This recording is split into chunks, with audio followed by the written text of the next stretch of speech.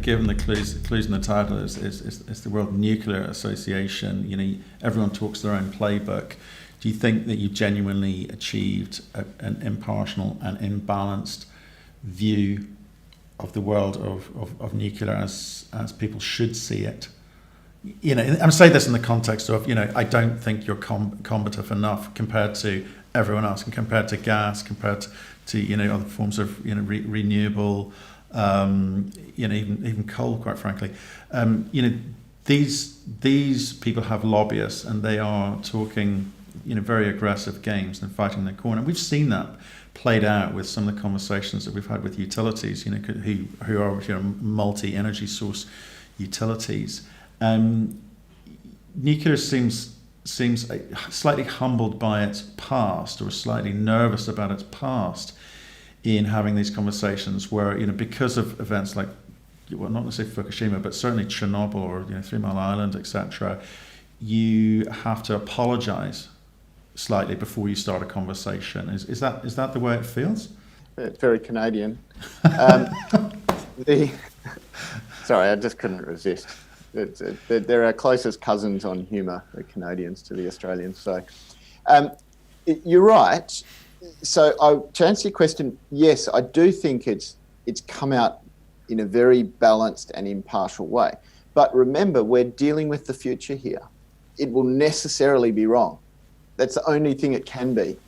We're hoping it'll only be a tiny bit wrong, because by and large, we've made solid assumptions, and more importantly, people can understand those assumptions. And with any economic forecast, as long as the assumptions are stated correctly, it's up to the reader ultimately to interpret those assumptions, see if they agree with them or not, and make adjustments. So it's a forecast. It is delving into the future based on a set of circumstances. But each of those three sets of circumstances, which we've grouped into the scenarios, the reference, the lower and the upper scenarios, they are based on realities, forward-looking realities. The reference case is based on the current reality not improving and not getting worse. And the current reality, as we all know, for the reasons that you just talked about, particularly since Fukushima, has been tough. Tough on the ground, tough with slow policy changes, still a fair bit of taboo at a political level. Communities are just starting to come around.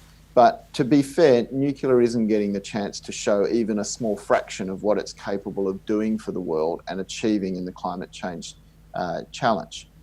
So that's the reference case. The lower case means that those demands get harder, and the reality is a more difficult reality. And then the upper case assumes that the world and the nuclear industry makes improvements at that, improvements in a policy, improvements in economics, and achieves at least some of the things positively that the industry is trying to achieve.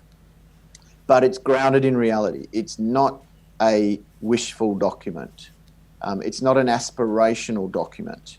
It's not a, but only if we could achieve this, or with all the will that we could do this. So I contrast it very, very heavily with many of the documents and policy rhetoric that I see in some of our competitive forms of industry. There are other both industry and non-industry groups who are putting out much higher scenarios for nuclear demand growth, including the likes of IPCC, WAO, UNECE, and in fact, the nuclear industry has a Harmony project, which is not based on moving from where we are with the current reality. That is based on the industry changing or having an influence on the reality in a positive way to enable it to make a bigger contribution to climate goals.